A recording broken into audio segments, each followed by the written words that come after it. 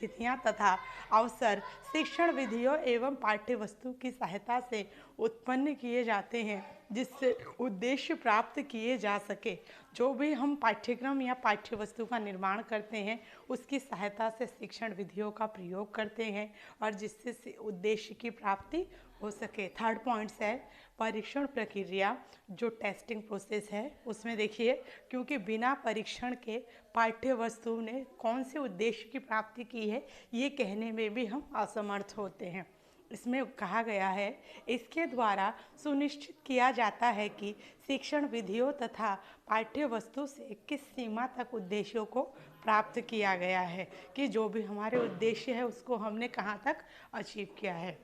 Fourth point है पृष्ठपोषण, ठीक है, फीडबैक।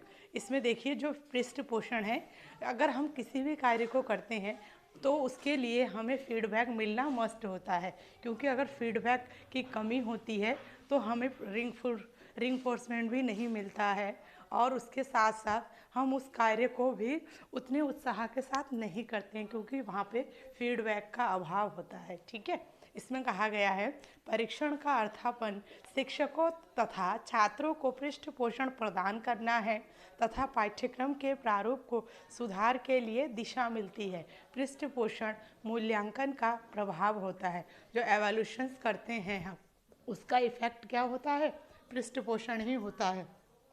इसके जो चक्रीय प्रक्रिया बताई थी इस डायग्राम में देखिए सभी, सबसे पहले शिक्षण उद्देश्य है, ये जो उसके बाद सेकंड पॉइंट में शिक्षण विधि तथा पाठ्य वस्तु है, थर्ड पॉइंट्स में परीक्षण है एवं फोर्थ पॉइंट में फीडबैक है, पृष्ठपोषण। ठीक है, ये जो चक्रीय प्रक्रिया है ये चलती रहती है और इसी के द्वारा पाठ्यक्रम का विकास होता है। इनमें से अगर एक भी तथ्य हमारा कमज़ोर हुआ तो पाठ्यक्रम का विकास वहाँ पे संपन्न नहीं हो पाता है, उसमें भी कोई ना कोई त्रुटि रह जाती है। अतः इस चक्रीय प्रक्रिया को हमें क्या करना पड़ता है, फॉलो करना पड़ता है। देखिए इसमें कहा गया है पाठ्यक्रम विकास प्राचीन तथा विशिष्ट प्रत्यय है।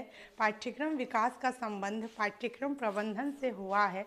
पाठ्यक्रम विकास एक 4 सोपान की चक्रीय प्रक्रिया है जो कि हमने ऊपर बताए हैं ना अभी आपको। पाठ्यक्रम विकास का संबंध वर्तमान पाठ्यक्रमों में सुधार एवं परिवर्तन लाना है।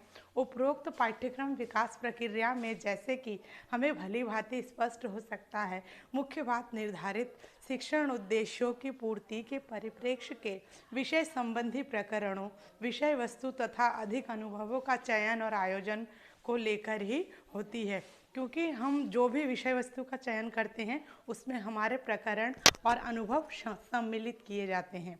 ओके, अब देखेंगे इसकी जो नीड्स है वो नीड्स किस प्रकार से है, क्योंकि किसी भी कार्य को करने के लिए हमें उसकी आवश्यकता होती है, पूर्व में ही आवश्यकता होती है, तभी हम उस कार्य को संपन्न करते हैं, है ना।